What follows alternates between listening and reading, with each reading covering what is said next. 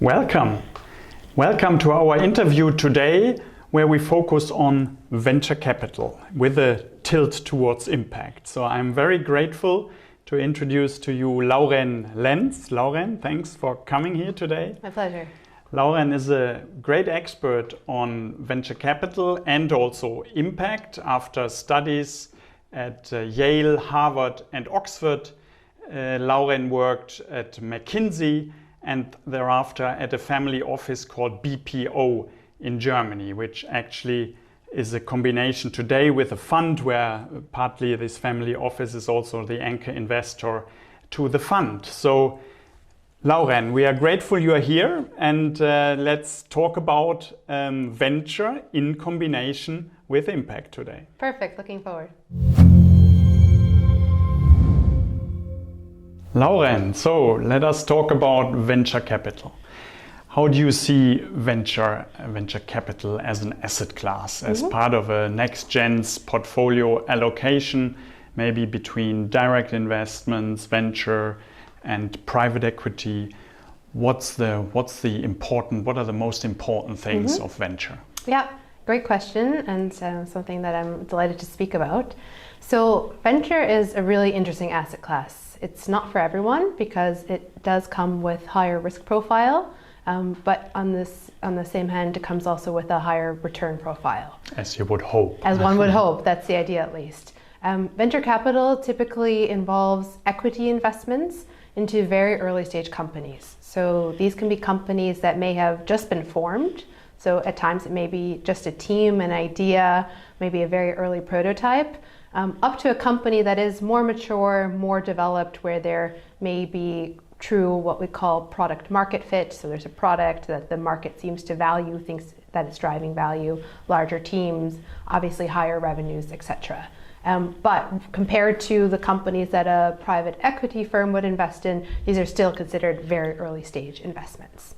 And a venture capital fund will then invest in a number of these companies to mitigate the risk, because of course very early stage companies, not all of them will ultimately make it. Some of them will ultimately either not reach product market fit, they may not be able to actually become profitable, to scale their revenues, to scale their growth. And so a venture capital fund, to mitigate this risk, will typically have a portfolio of anywhere from, let's say, 15, 20 companies up to 50 companies in a given fund. And that spreads out the risk. And then, as you said, of course, the hope is then that some of these companies will really become large, profitable, scaled companies, companies that may then in something like 6, 8, 10 years actually IPO and will become household names that we all know. Great, well, so it's the diversification that you offer from the point of view of a next-gen investor. It's the diversification that you bring as a fund, and it's also the fund management. So you're looking after those targets that you buy and help them go through from startup to later stage. Is that right? Exactly. So a fund, we say that we offer typically three things. So we offer early stage companies capital. So we'll take a minority stake in the company. We offer them mentorship, support, and guidance, and this is one of the key jobs that we're doing on a day-to-day basis, which is guiding these companies, working with the founders, helping them on topics, be it recruiting, be it establishing product market fit, be it understanding who their core audience may be, really on taking their company to the next level. And then we offer help on what we call basically progressing to the next step. So that may mean raising their next equity round, thinking about who would be potentially good partners in the future, understanding how to build their network in a strategic way to ensure the success of the company. So this kind of mentorship, guidance, portfolio work, as well as the diversification, the choosing the assets, ensuring that they're broadly distributed, broadly diversified, those are the key drivers of value that a fund would typically provide to one of its LPs. Great, thank you. And is the main focus of your investments, is it in mega trends, is it tech, or is it certain subjects like climate, healthcare, education and finance? I think those four areas are the main foci of your fund, is that right? Or? That's right. So Revent is an impact-focused venture capital fund, which means that alongside at top quartile financial returns, which I'm happy to talk about, we're also searching for a strong environmental or social impact. And so we see that the intersection of these two are typically found in some of these mega trends that you named.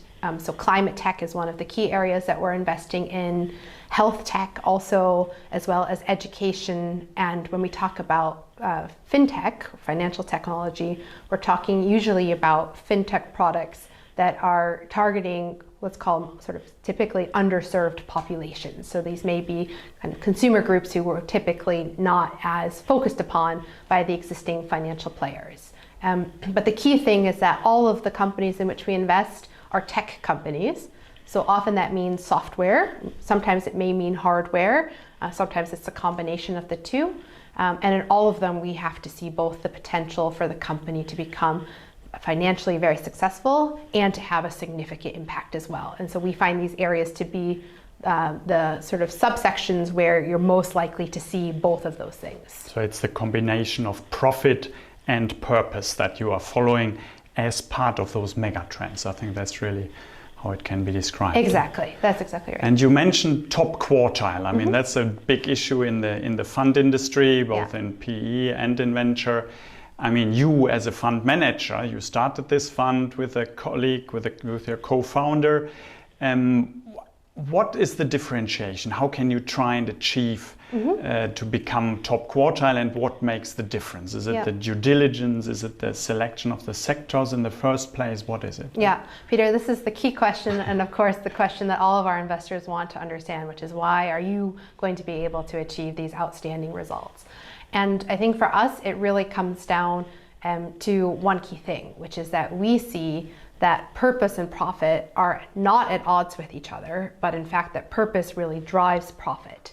And so we're looking for founders who have embraced this idea as well, where they think that by starting a company with a clear purpose, by having this organizing purpose be the raison d'etre of the company, so to speak, to use this purpose to attract the best talent, to use this purpose to attract great investors, and to use this purpose to attract great consumers, that this is going to be basically their unfair advantage or their secret power to build a particularly strong company. And so for us, what really differentiates us is this process of selecting companies and of doing the diligence to really understand, is this founder, is this team truly purpose-driven? Do they have that grit, resilience, and above all, purpose at their core that's going to enable them to hire better teammates, to build a product with purpose, to really build an equity story centered on purpose? And we see that when teams are able to do this, that they really outperform their competitors, and makes obviously for us at the fund level for a stronger financial result as well as more impact. Perfect, yeah. And I mean, some people say that impact you cannot really be achieved in the venture capital industry because it's really just profit maximization before an IPO. Yeah. But how do you then in detail assure the purpose? Maybe is it in the fund terms, which the KPIs that you choose? I think that is your special area of focus. Or where do you make sure that the impact is correctly measured and that it's implemented also in the legal terms of the fund? How do you do that? I mean, historically, as you said, venture capital has really been about profit maximization. So I think with good reason, many people still very much associate venture capital with above all profit and doing whatever it takes to achieve these returns. This is changing, however, and this is also changing in the founders and in the companies that we're able to look at, that we're introduced to or reach out to every week. So for us, the way that we assure that we're really doing both and that we have both of these kind of two things in view at all time, there are a couple of ways. So one is we have a very robust diligence process where we actually try to forecast the impact that the company could achieve. So we look at benchmarks from other companies, from scientific literature to say, okay, what would be the expected impact if this company were to scale? And is that significant to reach our fund level impact targets? Then when we actually are to invest in a company during the initial meetings and the initial investment process, we get that alignment with the founder that in fact impact is one of the metrics that we're going to track. So we agree with the founder on impact KPIs, and not just on KPIs, but also on goals.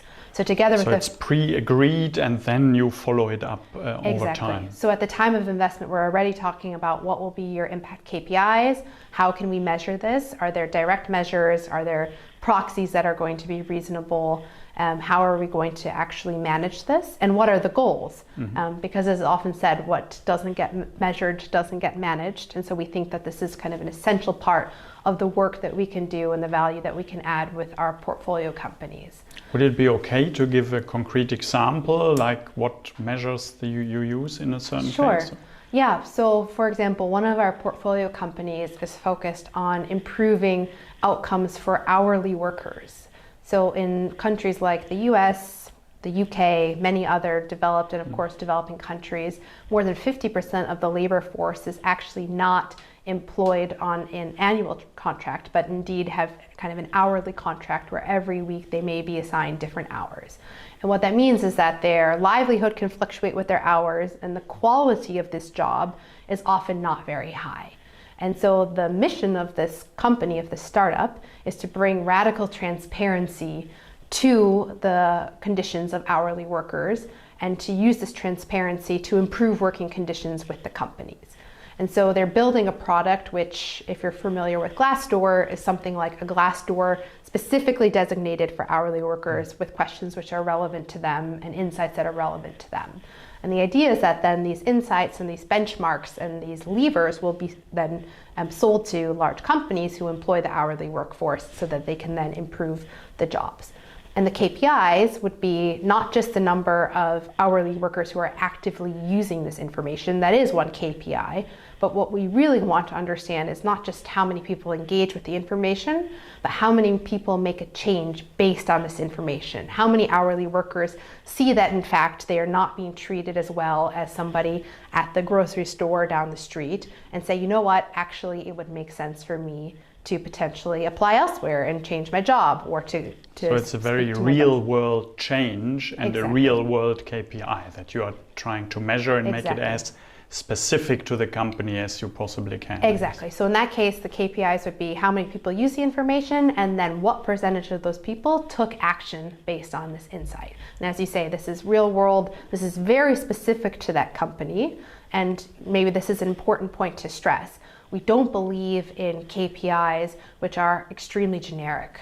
We believe our portfolio companies are doing such different things, from the financing of solar panels to transparency for hourly workers to the monitoring of reforestation projects, that you do need to tailor these KPIs to the specific companies, and then to keep track of the sort of big picture by saying, okay, at the end of the day, meaning at the end of the lifetime of our fund, which is 10 years, how many people across all of our portfolio companies were we able to positively affect? And we set a goal that across all of our companies, we'd like to positively affect 1 million people. And how many tons of carbon dioxide were averted through our climate-oriented investments. And here we set a goal for 5 million tons of carbon dioxide. So this allows us to keep kind of this macro picture of what are we achieving at the fund level across all of our companies, but for the active management and measurement of impact, we very much believe in portfolio level KPIs like the example I just went through. Wow, thank you. Very interesting. So it goes really very deep and very detailed, and that's, I believe, also your particular task. Your interest is in measuring this stuff. Yeah, very much Great. So. Although this is now work which is shared across the team, because I would say Sure. a core belief of our team is that the bringing together of the profit side, the investment side, and the impact side is essential in order to achieve the results. So we very much believe in having, let's call it, sort of both lenses of the glasses on at all times, rather than trying to keep these two divisions, departments, isolated from each other. Perfect. To conclude, I know a NextGen of a large German entrepreneurial family is your anchor investor in the fund. Mm-hmm. What is your key message to any NextGen doing the BeeWyzer Masterclass if he or she wants to start with venture investing through a fund? What would be your key messages you can recommend for anybody to go onto that journey? Yeah, a couple of things I can think of. I think the first is, of course, do your homework to understand the asset class, which by virtue of watching this, that's already a wonderful start, which is to say to understand what venture has to offer, of course, understand the risk profile as well and how that would fit into a broader asset allocation strategy. I think the next message is to think about, okay, what are the topics, the impact topics that I personally or my family or my community wants to prioritize. Today, we see more and more specialist funds emerging, some of which are focused only on one very narrow topic in the broader impact field, some of which, like Revent, are somewhat broader and more distributed with different stages and a different investment thesis. And I think it makes sense to look at the funds where the impact that's targeted is in fact the impact that you yourself or your family are really trying to prioritize. But the last message is to take the jump. I think it can feel at times perhaps a bit intimidating to make that first investment in venture capital fund or in an impact venture capital fund. But of course, to some extent, the best way to understand and to learn is to become an investor, potentially even a small investor in one of these funds, so that you can really get to know the fund managers, see what companies are being invested in, understand through the reporting what's being measured, what's being managed, how is impact being assured, how are financial returns being managed, and really go through a bit of a learning journey by virtue of being an investor. It's one thing to sort of read and think about it, but of course the moment you're invested, I would say the learnings are exponential because you just have so much more insight into what this actually means. So get started. Get started, yes. That's the message. That's the message. Lauren, thank you very much for this vivid and very good and detailed explanation of venture capital, but also the combination with impact. Thanks for coming here. My pleasure. Thanks for explaining as part of the BeeWyzer Masterclass.